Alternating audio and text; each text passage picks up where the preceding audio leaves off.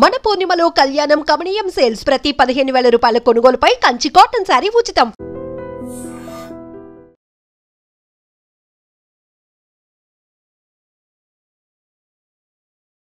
Hi guys, welcome to I dream. నేను మీ చాణక్య. బయట ఒక అమ్మాయి లేవనెత్తిన ఒక టాపిక్ ఏదైతే ఉందో చాలా చర్చనీయాంశం అవుతుంది. అండ్ అది సరదాగా తీసుకునే వాళ్ళు కొంతమంది అయితే, ఇంకొంతమంది దాన్ని సీరియస్గా తీసుకొని దాని మీద చర్చ అనేది కూడా కొనసాగుతుంది. అదేంటంటే ఆడపిల్లలకు ఇల్లుండవు అని చెప్పేసి అన్న దాని గురించి. మరి దీని గురించి ఇంకొంచెం క్లారిటీగా అసలు ఆ అమ్మాయి మాట్లాడిన మాట కరెక్టా, లేకపోతే నిజంగా అమ్మాయి చెప్తుంది ఊరికే ఏదో ఒక ఫేమ్ కోసము ఇలా చేస్తుందని అనుకోవచ్చా? దీని గురించి మాట్లాడడానికి మనకు ఇంకా ఇన్ డీటెయిల్గా చెప్పడానికి కూడా ఫ్యామిలీ కౌన్సిలర్ రజనీ రమ గారు ఇప్పుడు మనతో పట్టినారు. మరి మేడంతో మాట్లాడదాం. ఆయమ్మ నమస్తే. నమస్తే చాణక్య. అండ్ అది జరిగి సుమారు ఒక 10-15 డేస్ అవుతున్నా కానీ ఎక్కడికి పోయినా దాన్ని ఒక మీమ్ లాగా అండ్ ఒక పబ్లిసిటీ కైండ్ ఆఫ్ లాగా, సో మాకు ఇల్లు ఉండవు తెలుసా, ఉంటే నాన్నిల్లు ఉంటుంది, లేకపోతే మొగుడిల్లు ఉంటుంది, మాకు ఎక్కడ ఉంటుంది ఇల్లు అని చెప్పేసి అన్నదాన్ని అది వేరే కాంటెక్స్లో కూడా తీసుకెళ్ళిపోతున్నారు. అయితే దాని గురించి బయటకు వచ్చి కూడా వాళ్ళు కూడా చెప్తున్నారు, అంటే మేము ఇలా అనలేదు, ఇలా జరిగింది, మా మైండ్లో ఉన్నది వేరు అని చెప్పేసి దానికి రిటర్న్ సమాధానం అనేది కూడా వాళ్ళు ఇస్తూ ఉన్నారు. ఏంటమ్మా అసలు ఏముందట వాళ్ళ మైండ్లో? ఏంటంటే మేము అంటే మా కాంటెక్స్ట్ వేరు, మేము ఒకవేళ వదిలిపెట్టేశారంటే అక్కడికి వెళ్ళలేము, ఇక్కడికి వెళ్ళలేము అని చెప్పేసి అన్న టైప్ ఆఫ్లో అని అంటున్నారు. అసలు ఏంటి దీని గురించి?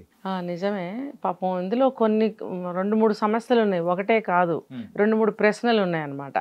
ఇప్పుడు పెళ్ళి చేసినప్పుడు దానికన్నా ముందుకెళ్దాం. ఒక అమ్మాయి పుట్టింది అంటే పుట్టిన దగ్గర నుంచి కూడా చెప్తారు, నాకు విన్నంత వరకు మనం ఈ తరం వరకు కూడా ఆడపిల్ల అంటే అక్కడ పిల్ల అని పుట్టంగానే ఒక ట్యాగ్ పెట్టేసి ఆడపిల్ల ఆడపిల్ల ఆడపిల్ల, మగపిల్లాడని ఎందుకు పెట్టారో నాకు తెలీదు.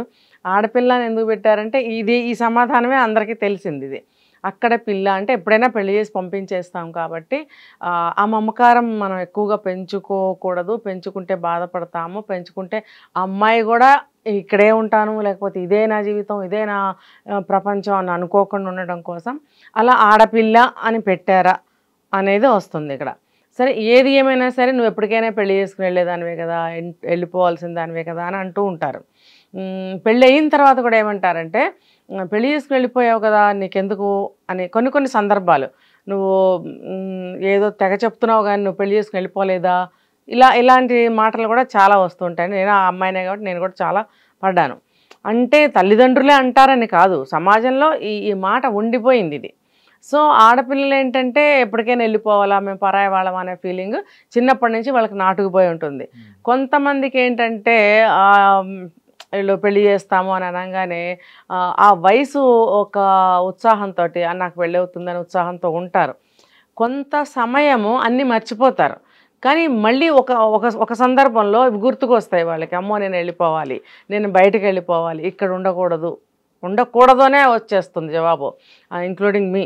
నేను కూడా నేను ఇంకెక్కడ ఉండకూడదు, ఇంకా నేను ఇక్కడ ఉండేది 2 రోజులే, ఇంకెక్కడ ఉండేది 1 రోజు, అలా కౌంట్ డౌన్ చేసుకుంటూ ఉంటాం అనమాట అమ్మాయిలం. అప్పుడు ఏమనిపిస్తుంది అంటే ఎలా చూసుకుంటాం ఇల్లంతా, ఇది నేను ఎప్పుడో కొనుక్కొని పెట్టుకున్నాను, ఈ బుక్స్ అమ్మా, ఈ బుక్స్ అన్నీ ఎవరికి ఇవ్వకమ్మా, ఈ పెన్స్ అన్ని దాయి, నాది ఏదన్నా జ్యువెలరీ ఆర్టిఫిషియల్ కానీ ఇంకోటి కానీ ఏదైనా సరే ఇవన్నీ ఉంచమ్మా, పడేయకు, ఇలా చెప్పొస్తామన్నమాట. అంటే ఆ మమకారం అయితే పోదు, కానీ నువ్వు అక్కడ పిల్లవి అని అంటారు. ఇక్కడ 20 ఏళ్ళలో 25 ఏళ్ళలో 30 ఏళ్ళలో 35 ఏళ్ళలో ఉంటారు. దగ్గర 35 ఏళ్ళు ఉన్నారంటే సగం జీవితం ఇక్కడే గడిచిపోతుంది. ఇదే నా ఇల్లు, ఇదే నా ప్రపంచం, అమ్మా నాన్న నాకు ప్రపంచం, వీళ్ళే నాకు అన్నీ అనే భావనలో అమ్మాయిలు ఉంటారు. ఆ ఒక్కసారిగా వేరే దగ్గరికి వెళ్ళిపోతారు. వెళ్ళేది కూడా ఎలా వెళ్తారంటే, ఇప్పుడు జాబ్స్ చేసే వాళ్ళకి వాళ్ళ ఇంటి పేర్లు మారవు, సర్టిఫికెట్లో ఏముంటుందో అదే ఉంటుంది. అదే కానీ జాబ్ చేయని అమ్మాయికి ఇంటి పేరు మార్చేస్తారు. గోత్రం సరే ఎట్లయినా మారుతుంది, మరి ఇంటి పేరు ఎందుకు మార్చాలి? జాబ్ చేయనంత మాత్రాన చదువుకుని ఉన్నప్పుడు వాళ్ళ సర్టిఫికెట్స్లో ఇంటి పేరు అదే ఉంటుంది కదా, మరి జాబ్ చేస్తేనేనా అనే నేను తెలియనప్పుడు ఒకసారి పాయింట్ రైజ్ చేసినప్పుడు, లేదు సర్టిఫికెట్స్లో వేరుగా ఉంటుంది అని ఎవరో చెప్పారు ఇలాగ. సరే, ఆ రోజుల్లో ఇంకా ఏమో నిజమే కావాలనుకో మాలాంటి వాళ్ళం నోరు మూసుకున్నాం.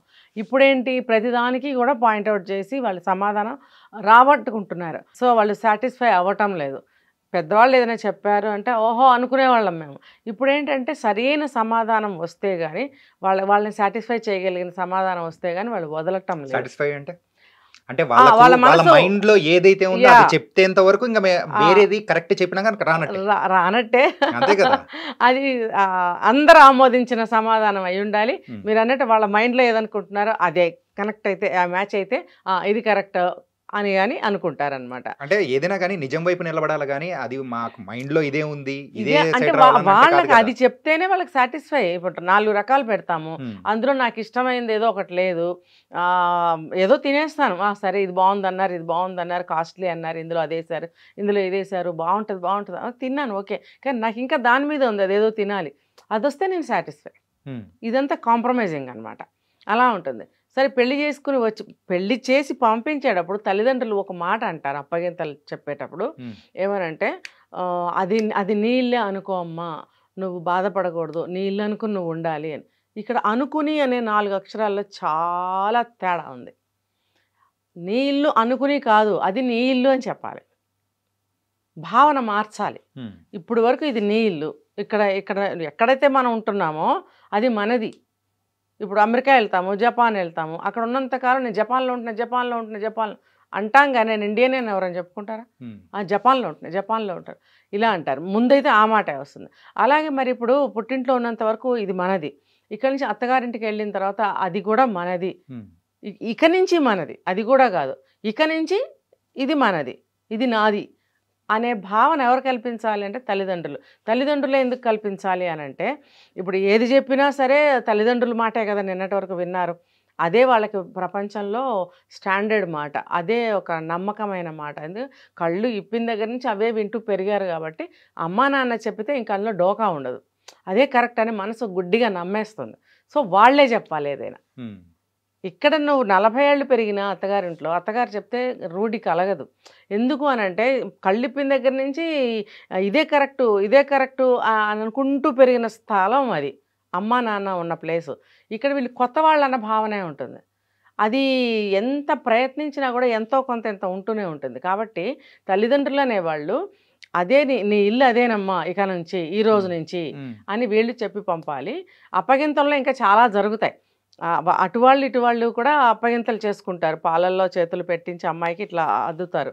అద్దినప్పుడు ఏంటంటే అప్పుడు చెప్తారు ఈ మాటలని. అప్పుడు కొన్ని పాటలు కూడా ఉంటాయి అప్పగింతల పాటలు అని చెప్పి, అందులో చాలా వస్తాయి ఆ పాటలు. అవన్నీ అమ్మాయి వినేలాగా అక్కడ కూర్చుని పెళ్లి పాటలు పాడతారు. ఆ పాటల్లో ఎన్నో ఆమెకు తెలియజేస్తారనమాట. ఇది ఇక నుంచి అక్కడ ఆ ఇల్లు నీది, నువ్వు అక్కడ అంతా కూడా అర్థం చేసుకుంటూ ఉండాలి, అక్కడ వాళ్ళని బాధ పెట్టకూడదు, పుట్టింటి గురించి అక్కడ గొప్పలు చెప్పకు, మరి అత్తింటి రహస్యాలు కానీ అత్తింట్లో ఏదైనా కంప్లైంట్స్ ఉన్నా తీసుకొచ్చి పుట్టింట్లో చెప్పకు, ఇలా ఎన్నో ఉంటాయన్నమాట. ఆ భర్తని సరిగ్గా చూసుకో, అత్తగారిని బాగా చూసుకో, నువ్వు కూడా బాధపడకు, నిన్ను నువ్వు చూసుకో, ఇలాంటి అర్థాలు వచ్చే పాటలన్నీ పాడతారు. కానీ అన్నీ జరుగుతూ ఉన్నాయి, అంతా బాగానే ఉంది. కానీ ఏంటంటే ఒకానొక టైంలో సంసారాలు కానీ విడాకుల వైజ్ కానీ అలాంటి కౌంట్ అనేది కూడా చాలా తక్కువ ఉన్న సందర్భాలు. సో వాళ్ళ ఇంటిని కూడా బాగు చేసుకుంటూ హస్బెండ్ కూడా అంటే మనం వెళ్ళిన ఇల్లుని తన ఇల్లుగా మార్చుకునే ఒక బాధ్యత అనేది అమ్మాయి మీద ఉంటుందా? ఉంటుంది. కానీ అదంతా అట్లా ఫాలో అవుతున్న టైంలలో ఇప్పుడు ఎందుకు నాది అది కాదు ఇది కాదు నేను ఎక్కడ ఉంటాను అని చెప్పేసి ఇలాంటి వితండవాదం అనేది కూడా రావడానికి గల కారణం ఏంటి? అదే చెప్తున్నా, అప్పట్లో తల్లిదండ్రులు అన్ని కూడా కరెక్ట్గా చెప్పారు. అంటే ఇప్పుడు తల్లిదండ్రులు చెప్పట్లేదు, అసలు చెప్పట్లేదు. ఓకే, చెప్పరు. అంటే ఇప్పుడు ఈ స్టేట్మెంట్లు అనేది పాస్ చేస్తున్న వాళ్ళు ఎవరైతే ఉంటారో వాళ్ళకు కూడా తల్లిదండ్రులు చెప్పట్లేదు అసలు.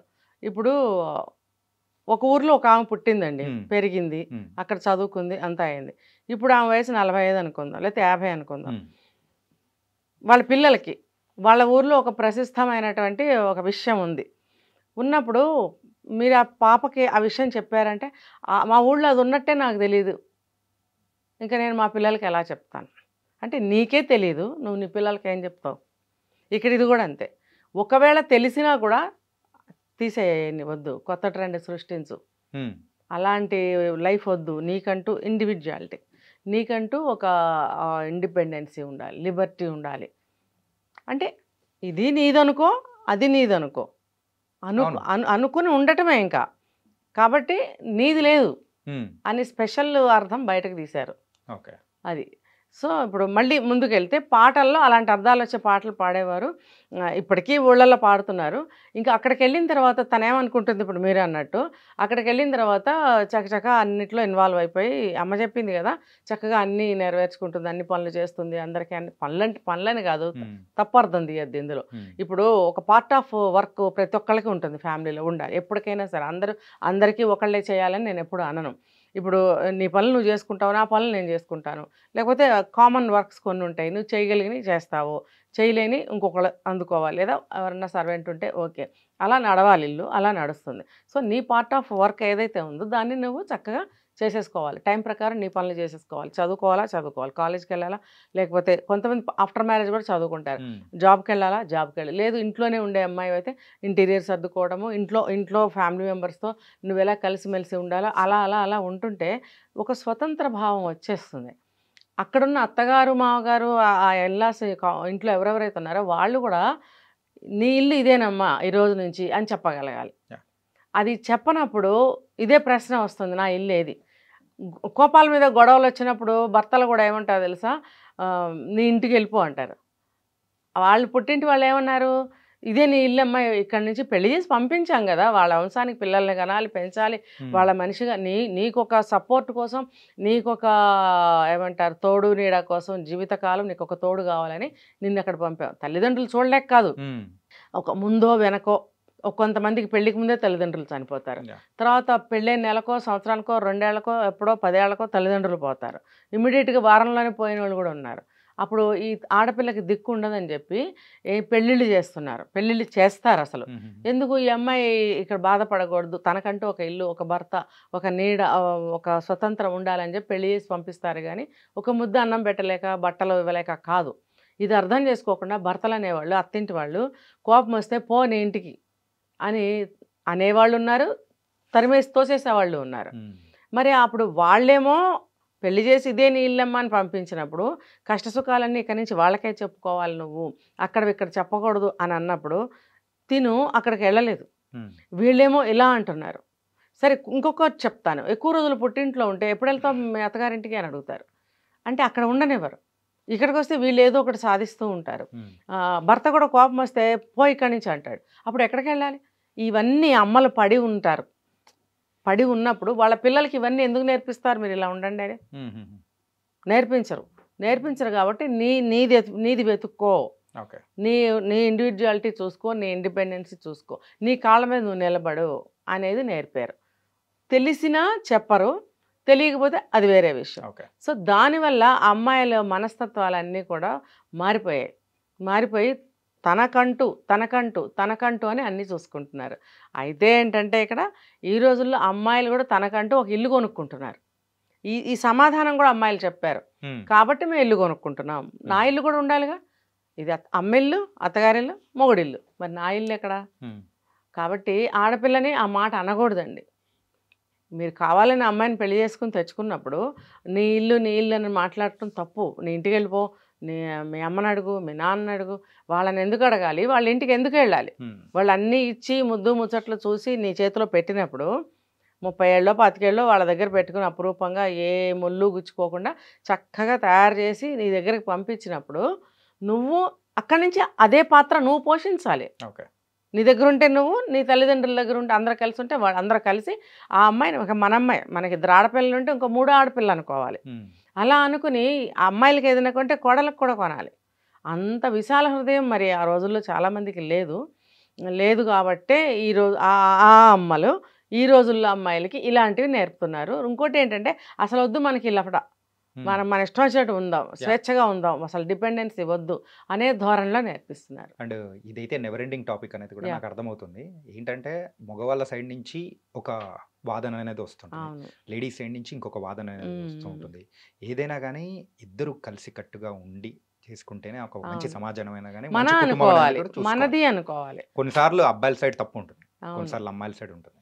దీనికి ఒక టిప్ కూడా ఇస్తాను చాణక్య లాస్ట్లో నేను. చెప్పండమ్మా. ఇప్పుడు నీదేముంది ఇక్కడ, పో పో పో. ఇప్పటికీ కూడా 70 ఏళ్ళు వచ్చిన ఒక మగ వ్యక్తి భార్యకు కూడా ఉంటాయి 65 ఎన్నో, ఆ భార్యను పట్టుకుని నీదేమన్నా ఉందా ఇక్కడ, నీ బాబు ఏమన్నా ఇచ్చాడు, నీ బాబు ఇచ్చింది ఏమన్నా అక్కడ ఉందా, నీదేమన్నా ఉందా, నువ్వు సంపాదించావా, ఎందుకే మాట్లాడుతున్నావు, నోరు మూసుకొని కూర్చో అని స్టిల్ ఈరోజు మాట్లాడుతుంటే అలాంటి వాళ్ళకి ఏంటి సమాధానం? అసలు ఈ వయసు వరకు ఆ స్త్రీ ఆ సమస్యను తీసుకురాకూడదు. పెళ్ళైన కొద్ది రోజుల్లోనే ఇలాంటి సందర్భం ఏదన్నా వస్తే అక్కడే కట్ చేసి పెట్టాలి. ఏంటి అని అంటే, ఎస్ ఇదే నాది, మరి తెచ్చుకున్నావు కదా నన్ను పెళ్లి చేసి, ఇదే నాది.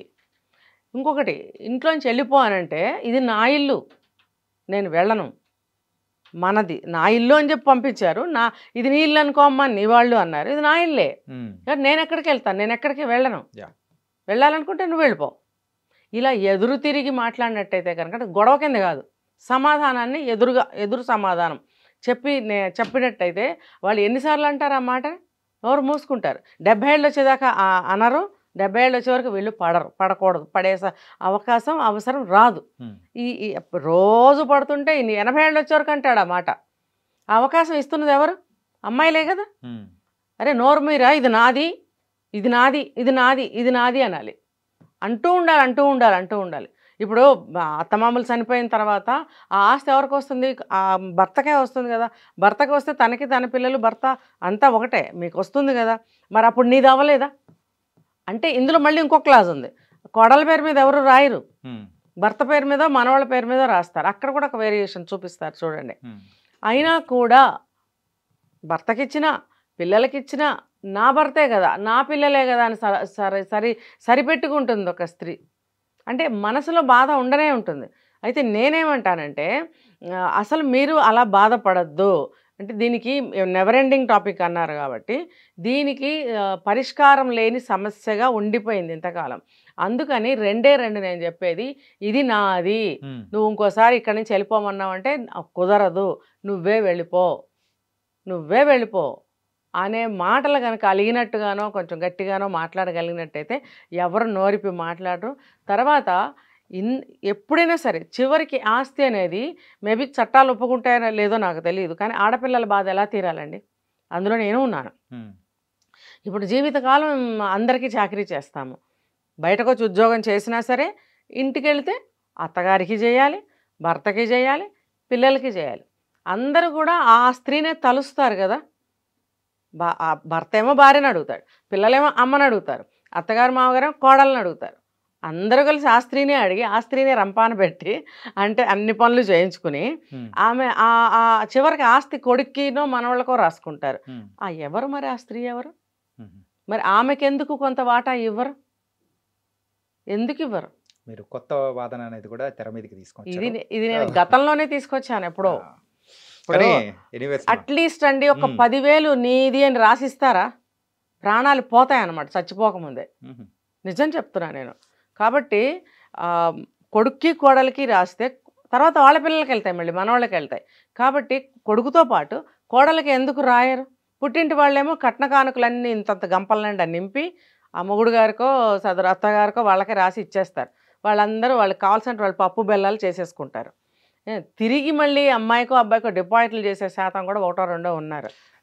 దీని గురించి మాట్లాడుకుంటూ పోతే ఇంకా పెద్దగా అవుతుంది. అండ్ నాది కూడా వాదన అనేది కూడా వేరేలా వస్తుందేమో, సో చెప్పలేము. కానీ దీని గురించి ఇవ్వాలి. అమ్మాయి ఆ కొడలకు కూడా కొంత భాగము ఇచ్చినట్టయితే లైఫ్ సాటిస్ఫై, ఇది నాది కూడా అయింది. ఆస్తులు ఎప్పుడైనా చివరిలోనే కదా ఇస్తారు. కాబట్టి అప్పుడు నాది అనే భావన కలిగినప్పుడు ఆ భావాల్లో ఏమంటారు మార్పు వస్తుంది. లేకపోతే అమ్మాయిలు ఇలాగే బాధపడి మాట్లాడుతూ ఉంటారు. Okay. And for more videos, please subscribe to iDream. Please subscribe to iDream. Please subscribe iDream. And please subscribe to iDream. For more videos, subscribe to iDream. please like, share and subscribe to the channel. Congratulations, iDream. Subscribe to iDream. Subscribe to iDream. So subscribe to iDream Media. iDream ki iDream team andarki huge congratulations. Please subscribe iDream Media. Please subscribe to iDream. Subscribe iDream. Please subscribe to iDream. iDream అంటే నా కళల channel subscribe చేసుకున్న నోరు తిరుగుతలేదు, మీరైతే గంట గుర్తు కొట్టండి. For more such videos, please subscribe to iDream. Subscribe to iDream. Please subscribe to iDream. Please subscribe iDream Media. Please do subscribe to iDream. Please subscribe to iDream Media. For best entertainment and information, please subscribe iDream. And don't forget to subscribe to iDream.